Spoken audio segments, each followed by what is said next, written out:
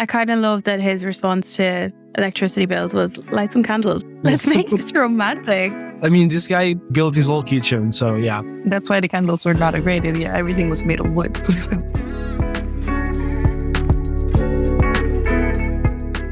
So, thank you so much for joining us on this episode of Home Abroad podcast. Today we have Corrado and Stefania who are going to talk about their experience living in Germany, specifically living in Berlin. Would you guys like to introduce yourselves? Yes, hi, I'm Stefania. I'm Italian and I have lived abroad in the past. I've lived in Amsterdam and for the past semester I've lived in Berlin and I studied there and it was a great experience. My name is Corrado.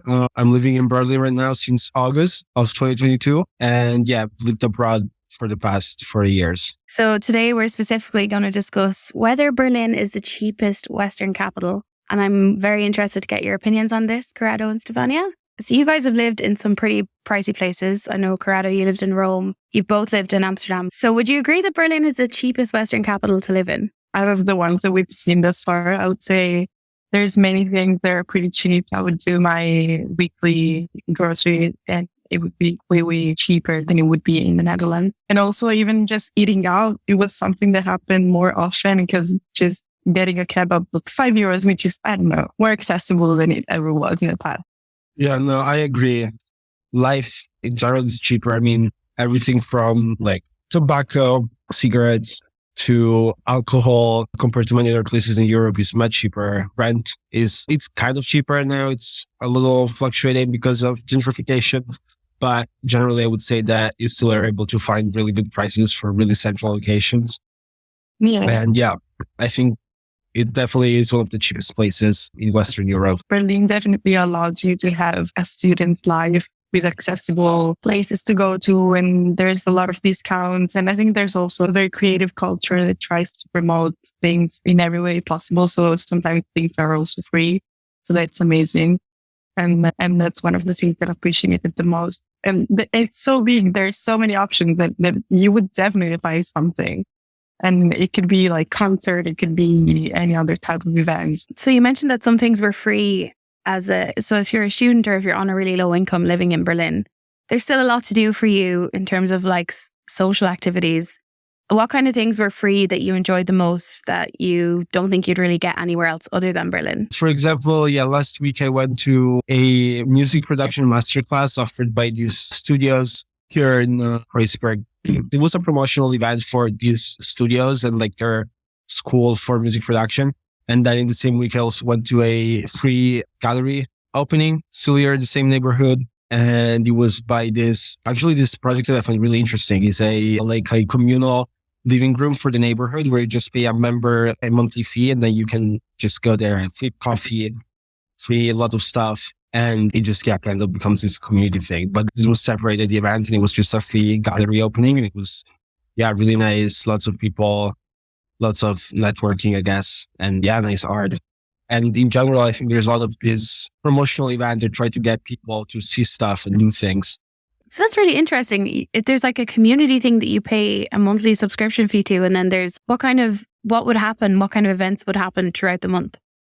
So basically, it's not more about the events. I think it's about what they offer. They will give you free coffee. There's shower rooms in there. There's yoga classes, study areas. There's all these things that you just get, and you just get this place where you can kind of go and meet people. And there's always the same people. So, you create a community and you're able to have a place to go that it's not your house where you can still be productive and be in company. It's especially good for expats, I'd say, like meeting people in your neighborhood, getting to know them if you don't really know anyone who already lives there. No, completely. Berlin is a hard city to live in. In my opinion, as somebody that doesn't know anyone and is not into any circles, let's say, or doesn't have this field of people from which to, pick and choose from, like one does in university or in a big office or something. Yeah. Yeah, that's very true. I mean, like even affordable ways of meeting people. If anything, that's what you need more when you're an expat is definitely an affordable way to interact with people in the community. So that's actually really cool. Did you have to learn to save money in the German way? So did you have to bike instead of using public transport? Did you get transport or cinema subscriptions? Did you get cheaper energy contracts? Anything like that to save money while you're living in Berlin? There's not a biking culture like in the Netherlands. So Also, if you're a student, you have most of the time as part of your tuition fee, all the transport included. You get a semester ticket basically. So you have free transports. I know shorter for us in Netherlands. That's like a gold mine. You cannot walk. That's a new thing for me. That's a way in which I had to adopt. Like usually I would walk anywhere, but you have to get used to the fact that Berlin is extremely huge. And even if you're walking for 30 minutes, you probably just get to the supermarket and that's as far as you can go. There is this culture in Germany, I would say, I don't think it's only Berlin specific, where they have these little shops that are open until very late and they're called Späti. And they're basically just like mini markets and you can buy a beer for, I think the cheapest would be like 80 cents. And that's amazing, especially because now when I came back to Italy, you get a draft beer for 6 euros. And I'm like, in Germany, I would pay 80 cents for them. So that's amazing, honestly, because you just go there and you can get a lot of things for a very cheap price and you can do it at 4 a.m. And that's something that you cannot find anywhere. I don't know. I guess maybe there's also like very specific tips that we can give. Don't go to anywhere if you don't have money. You'd rather go to Lidl. Also, there's this amazing thing. Definitely look around because everything is around you, even if you're looking for a pair of gloves. I don't know. There's these boxes that they put outside of their houses or their shops. And they say, I think I may be saying it wrong, but basically they're saying that they're to get, you can just get it. Like they're a present. And in general, most of the time you never notice. And there's a poster saying, hey, come. And there's this amazing event that's going to change your life and you don't even know. Yeah. Like also when you went to remember the studio closing thing that you got like some stuff for free as well there. Yeah. Again, Berlin is very artistic and creatively involved. So there's a lot of studio openings, which we went to. And there's also people who are sadly leaving their studios and they're probably leaving their art supplies behind. So if you keep your eye open, you might get some spray cans or highlighters. I don't know. I love that. That's so cool. I think there is a lot of big culture around reusing and recycling and making sure that nothing gets wasted, which is nice. Yeah, as I was saying, a lot of boxes around with just clothes and I got a really nice sweater from one of those. Books, you can really find anything on the street and just take it home with you. A lot of places do this, but I don't think I've ever seen it to such big scale and just for anything really. Especially for art equipment. If they're giving away art equipment in the studio, that's crazy because it's so expensive. Also electronics, I've seen house appliances, really just anything. Very impressive. Yeah. I love that you got some art pieces too. That's very up your street, Stefania. Also, Germany is one of those countries where you can recycle aluminum cans and get money back. Nice. Which was also the case. I mean, I've only seen it in Helsinki, Finland. It's really nice. I mean, it's both a nice way for you to get a little money back if you just consume a lot of them and just keep them, or you throw a little party and then everybody leaves them at your house. So you're a way to make some money back. Or it's also a nice way to, I mean, at least personally, I don't know if it's just me feeling my ego, but like when I leave one on the street and I know that somebody's going to take it, I do feel better than when I put it in the trash. Oh, you're an amazing person when you do that. Just doing the burn. You're so much better than anyone else. We've got an activist among us. Literally. How much would you expect to pay for utilities in Berlin? I would say that the average price is between 100 and 150. It's not so expensive because then the thing is the starting rent can be really low. Even as 300-400, and then you add this 100 or 200, and then it comes to 500-600 euros. Yeah, I was going to say the same. I don't have specific knowledge because I never had to take care of the contract myself. I usually went to places that had already been taken care of. But I was going to say the same. It's probably like around 120 because when you see the ads, people are telling you beware, and then it's probably going to be around the price, and it's probably going to go even higher. And I think there is also, I don't know if it's a stereotype. German people are very crafty, and this also means sometimes that it can come across as being a little bit cheap sometimes. Obviously, I mean, I'm guessing my father is doing the same back home, but I'm not really sure. Like they're trying to do anything they can to save energy. And for example, in the 4 months I live in the house with this guy who likes lighting candles all of a sudden. Like, we're going to have dinner, candlelit. We never turn the light on. And I'm like, sure, whatever. Which could be a problem, especially because Berlin, there's not much sun there. There's more sun than the Netherlands, but it's not really the sunniest city in Europe. There's also, I think, some governmental control. The radiators are not always open. There's a maximum temperature that they can reach. So I think you're not even gonna go that way above the average expense. I kind of love that his response to electricity bills was light some candles. Let's make this romantic. I mean, this guy built his whole kitchen. So yeah. Wow. That's impressive. Yeah. That's why the candles were not a great idea. Everything was made of wood. So funny, but so dangerous. I love that life. So risky. So risky. Risky and romantic. He's really fulfilling your rom-com fantasy. Is rent affordable in Berlin in comparison to where you've lived previously? Because Corey, I forgot you've also lived in Helsinki, which I imagine was very expensive in comparison. Yeah. But compared to Amsterdam and Rome and anywhere else that you guys have lived, how does Berlin's rent, how affordable is it? I think it's possible to find great options in great locations for really cheap. And there's still a lot of old contracts around, which make rent be incredibly cheap, like $350 a month or like $700 a month for a 2-room apartment with kitchen and bathroom, which is great. And I just pay the appliances.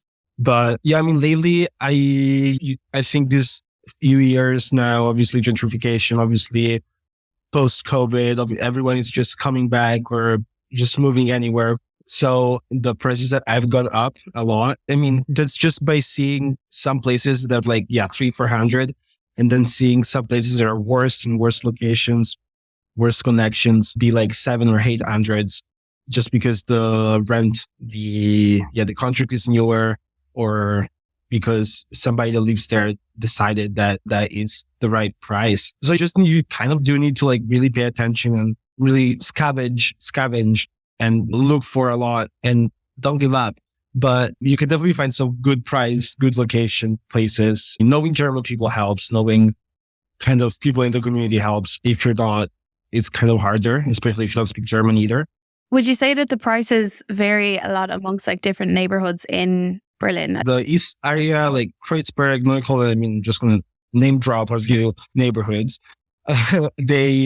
You can literally find houses like rooms for 800 euros a month, all included. But then on the same street, you can find one for 400, which is half the price, just because of the landlord and the contract and the people that are living there and what they want to do with the actual person that's there. I would say that the neighborhoods themselves are like a little ecosystem. So even inside the neighborhood, there's different ways of living. So maybe, in Kreuzberg, there's like more expensive places, but there's also cheaper options. But the ones that are definitely to avoid if you don't have that type of budget would be Mitte, which is exactly in the middle of the city, or Schöneberg, which is like the fancy neighborhood. And everything is always on such a long distance that going in other places like Wedding or Lautenberg, that wouldn't be too bad. Like you can, as Corey said, you would pay 500 and you're maybe a little bit further away. But again, maybe you have free transport, so it's not going to be a problem for you. So if you guys, could you name drop 2 or 3 neighborhoods that you think are the cheapest to rent in Berlin? Neukölln is definitely one of the cheapest, I think. Wedding and Mobit now. Charlottenburg, Neukölln is more in the alternative east area of the city, while Mobit and Charlottenburg and Wedding are all kind of on the other side, which is a little more posh. But it's obviously so nice. Yeah. So I suppose it's kind of like any city, really, that the further out you go, the cheaper it's going to be, the more affordable it's going to be. And the thing is, Berlin is huge. Like the metropolitan area around Berlin is pretty big. So, you can get houses that are maybe 30, 45 minutes away by metro or train and pay so little, like 300. Yeah. If you're paying for metro, how much would you expect to pay on a monthly basis if you're not a student? I think the monthly ticket is like 80, 90 euros. There are a lot of options which I really like. For example, there is this one, you can also get a ticket that is it's like a monthly ticket, but it's only from 10 a.m. to 3 a.m. So you have this gap of hours where you cannot take public transport except on the weekend. I feel like it's great for people that work in the nightlife. You kind of don't take part of the whole like morning rush, and they make sure of that by not allowing you to. And it's 60 euros instead of 90. So they do try to accommodate everyone, I think, a little bit, but it's still a little expensive. Another thing really nice is the metro is always open, basically, or like it's open from 4 a.m. to 1 a.m.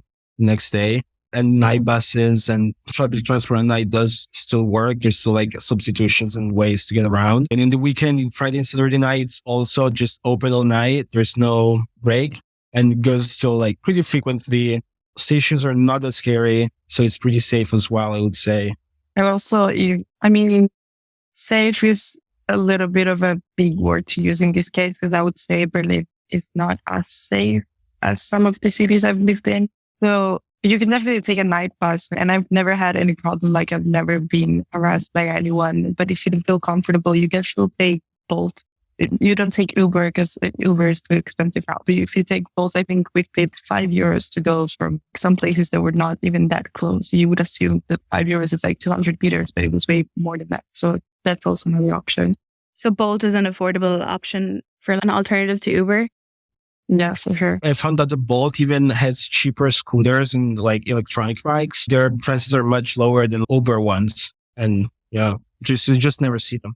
You can rent those like e-scooters. You can rent them in Berlin. They're banned in the Netherlands, aren't they? Yeah, smart. I mean, you have so many bikes. I get it. Yeah. I mean, people still ride them. I think they just get them taken away. But they're legal in Berlin, I presume. They're like, yeah, no, definitely. Big culture around them as well. Not culture, but like a lot of people use them. Yeah. Are they expensive to use? It's just €1 to activate and then it's 20 cents per minute, 19 cents per minute. At least the ones I use. I've started actually using it much more recently just because I realized that it takes me 7 minutes to get from home to work rather than like 25 by public transport. And at night when maybe things are closed, not to take the night bus, it's just much quicker, much easier and more like a better option. And it's €3 for 7 minutes. And you make 2.5 kilometers. Yeah, pretty nice, I think. They're probably quite a handy way to get around the city if you're not keen on public transport. If you have to move between the neighborhood, it's definitely a great option. I mean, it's basically like having a bike. Yeah, pretty much. It's a big price tag. So that's kind of like you use it for your commute. That's pretty handy. Yeah, sometimes there's also the e-bikes that are a little bit more expensive, but also faster. They're like 25 cents per minute. More specifically about food and nightlife. Are there any affordable places to dine out, and can you name a few you would recommend to people? So the worst, but also the cheapest is Que Pasa, this Mexican chain that does like €4.50 cocktails and decent, okay, very borderline, not okay Mexican food, I would say. Okay, €4.50 for a cocktail. That's affordable. Then definitely bar places everywhere. There's a lot of them. There's a lot of also fast food chains that are originated here. I would say like Burgermeister, Kreuzburger, like burger places that you can get a burger for €6 and they're pretty good. And yeah, there's a lot of street food in Berlin, to be fair. You do walk around and can find a lot of different things and different options, vegan options. There's anything, any dietary restrictions. I was just going to say, I don't know if it's because it's a big city. I think in Amsterdam, it's like that as well. But it's really easy to be vegan or vegetarian. Like you always find vegetarian option. You know, when you go to a kebab place, like they have obviously halloumi sandwiches and falafel, whatever. So that's the easiest one. But in general, like even when you're ordering a coffee, they're like, do you want oat milk? And I'm like, oh, yes, I do. Thank you. Thank you for reminding me. Oh, yeah, I'm lactose intolerant. Yeah, right. Thank you. So we've spoken about affordable places to dine out in Berlin, and you guys gave some really good recommendations. What about getting your groceries? Where do you recommend people can get affordable groceries in Berlin? Lidl for sure is the cheapest option, I would say. So my scale would be Lidl, Edeka, Rewe. I always go to Edeka just because it's the closest to my house and the prices are not that bad. Some stuff is expensive. Like I've seen like pesto jars for like €4, which is a little insane. But most of the stuff is fairly priced, I would say. And you can get away with a 20, 30 euro grocery shopping that lasts you for multiple days. So you said cheapest is Lidl. Next up is Edeka. What was the third one you said? Rewe. How spell that one for me? REWE. But you're missing, there's also Aldi. I would put Aldi up there. In between Lidl and Edeka, I would put Aldi. And there's amazing microwave dinners. Aldi, would you not put Aldi at the same level as Lidl? I'd always put it at the same level. They're like, Anyway, Yeah. I just think there's more product. Yeah.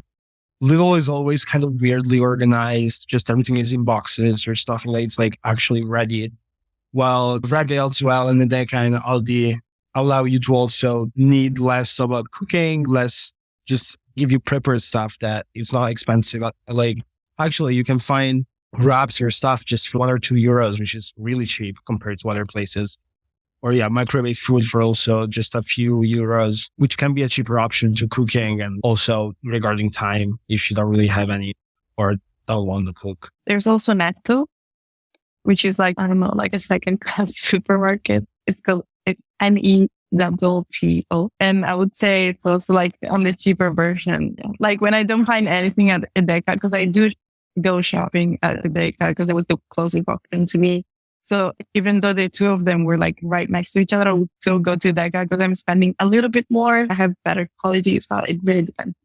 So Netto was like in between Rewe and Edeka, price-wise? I would say between Aldi and Deca. So Okay. a little below. Okay, loads of good options there though. But there's also one, there's the Kaufland. Am I wrong? Is that not, or Kaufland? I know it. Never heard of that. I've heard the name, but never been to one. Neither. I haven't been grocery shopping in so long. That makes it sound like a really like notorious, I've heard of them, but I've never been. Heard of them. Yeah. Oh, you didn't have a ticket to entry. Well, the streets are talking. The street. Okay. I know you guys are going to know a lot about this. What about nightlife in Berlin? Do you need a lot of money to have a good night, a good time at night in Berlin? No, I don't think you do. But if you do, you will have a better night. I mean, the thing is, there's a lot of places where you can get drinks for cheap, beer for cheap.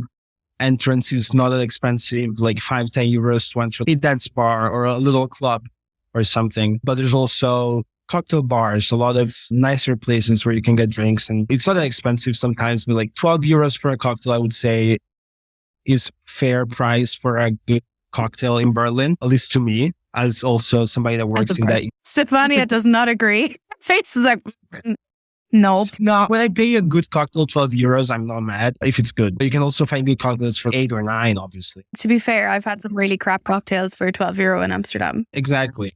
Yeah, you never know. Because the thing is, like, maybe sometimes you pay a lot of money to get inside a club and then you get into the club and the cocktails are €11 as well. And you know that when you go in a club, the cocktails are never good. They're always like watered down.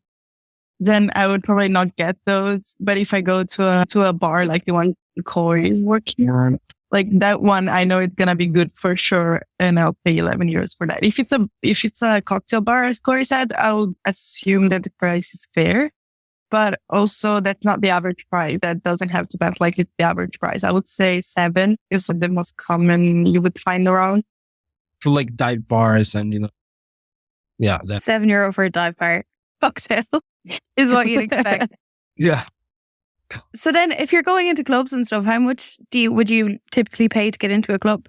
So that is a great question because, I mean, obviously, both me and Stefania have lived only in Berlin since last August or September, October. So we didn't know what it was like before, years ago, but everybody's kind of talking about how prices went so much up after COVID, especially for techno clubs, which is the main attraction basically that Berlin has to offer. Now, I would say that the average price is €20 for a 20 club. Big clubs, like the most famous or big nights and stuff can be 25 as well. Or you can get into some cheaper nights, maybe on Thursdays for 15 or something. But yeah, prices are like, that is kind of high in my opinion, because I remember in the past, I would pay like in other cities, even in Helsinki, I would pay maybe like 15 and be like, that's a lot. But it's also true that the €25 are more worth it in a club in Berlin just because the party just keeps going. That would be my next question. Like, it has to be worth it in Berlin because they're so known for their night. No, definitely. Because like, for example, in Helsinki, I would pay €15 and then I have to pay coat check. And then I would get for like having paid like €19 maybe because coat check was also expensive. And I would be there for 3 hours and then the club would close. Here, I can go in at 2 or 3 a.m., 4 a.m. even, pay €25.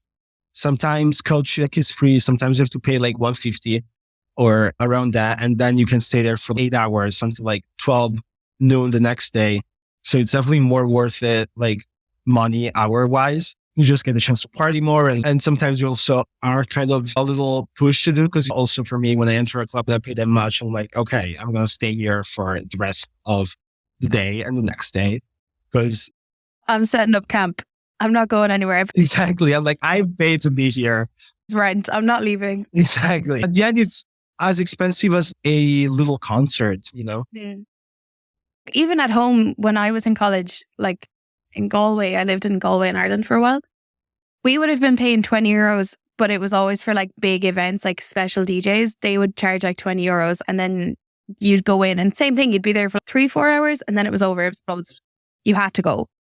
So I do think while it is expensive, you get so much more time out of it than you do in like most other cities, because the Berlin clubs stay open so late. Like, again, some of them are worth it. Some of them you just really have to talk to other people who have been to places and see if it's actually worth it. Because I was thinking just now that we went to that club Aiden, and I think we paid €20 and then like €3 for card check, and it's like per item. Eventually we paid 25 or 26, and we paid as much as we paid to get into Berghain, and that's definitely not the same experience, because it was like only one small room and I was freezing the entire time. Yeah, it was like half outside in December in Berlin, -10. Yeah, not great. But Christ. Sorry, you guys went to Berghain. Was it worth it? Was it worth waiting the queue? Were you in the queue for ages? we didn't queue at all, actually. Nice. Because we went there on a Sunday at 1 p.m. on one of the coldest days of the last month of this winter, actually. Yeah, it was snowing. Like, I was wearing sweatpants below my pants, 3-4 sweaters. Like, we were like all packed up and ready. You have the possibility to like fully undress inside or just take your time and give all your clothes to the cloak room. So we didn't queue at all, like 10 minutes maybe. And then we got in and we were there for 10, 12 hours. And I would say it's worth it. It's actually, I don't say I'm like this club know-it-all or like really experienced, but I've been to a few clubs and connoisseur, right? But it's definitely like the coolest club I've ever seen, just in terms of like building and what it looks inside and the things it has. Like, you can get ice cream in there, you can get bananas, you can get coffee, tea, anything and everything you can want. And there's so many like spots to chill out and hang out. And also the music is great. The people are fun. It definitely, and the hard selection does work in the sense that it allows the people that are inside to feel really comfortable inside, which is basically true for all rolling clubs, I would say. But yeah, and the price, it's still not that much more expensive than other places. How much was it to get into Berghain? 25. So it's the highest you will pay in Berlin, but also the other option is probably 20. So at this point, it's got such a reputation at this point. Like, I feel like they could charge whatever they wanted and people would still. No, exactly. That like for New Year's, they charge it 55, which is a New Year's event, so fair, maybe, but it's also a lot. It is. The thing is, you have to think that some people stay there for days. So I think for them, like, they're definitely getting everything out of their pennies. If you're staying for 3 days and you're paying €25, like, good for you. You just paid, like, you're the cheapest person in Berlin. You went clubbing for, I'd say, like 7 years. So that's amazing. Again, yeah, definitely worth it. But I would say it's something you would do once in a while. Like, I would not go there every single weekend. But the ice cream just really got me. They got me there. No one ever told me that. That's wild. Ice cream in a club. Yeah. And that's honest. Say it again. Ice cream in a club. Ice cream in a club. For real. And bananas. Yeah, in the moment, it felt like a Harry Potter, like the chamber that appears when you re-believe it. We were starving. We were like, we paid so much. We want to stay inside. Oh, but we want to eat. And then we went upstairs and there was ice cream. And I was like, what is that? Is so funny. That's such a funny image. Amazing. Okay, we've spoken loads about Berghain. I think we've covered Berghain. Yeah, okay, so that was this episode. Today we spoke to Corey, the club connoisseur in Berlin, and Stefania about their experience living in Berlin and if they thought it was the cheapest Western capital. I think we're probably in agreement that it is probably the cheapest Western capital. Am I correct? And we spoke about things like the food costs in Berlin, where to do your grocery shopping. Lidl is the most affordable recommendation we've gotten so far. For public transport costs, you can expect to pay about €89 for a public transport monthly ticket. unless you're going for a late night pass, which is about 60 euros. If you're a student, public transport is completely free, covered by your university. And university is really cheap. Public university in Germany is only 300-400 a semester, I think. Even for expats. Yeah, I think if you're European and if it's public university where you need to speak German to follow most courses. But yeah. Still, that's very impressive. Very affordable if you speak German. That's one little contingency. It's possible to find cheap rent, but you recommend people avoid areas like Mitte and Schomberg because they're more expensive. And you recommend Neukölln, am I saying that right? Wedding and Mobit for more affordable accommodation. We estimate about 100 to 150 euros every month for utilities. And there's not a lot of cycling, but there is a lot of e-scooters and e-bikes that are very affordable and easy to get around the city with. I think we've got everything there, have we? Yeah, we slayed. Thank you so much for joining me, guys. It was great to have you for this episode. And please tune in for the next episode where we talk about how difficult it is to find accommodation in Germany. And Stefania and Corey are going to share some of their stories with us. Thank you so much. Thank you for having us. Bye.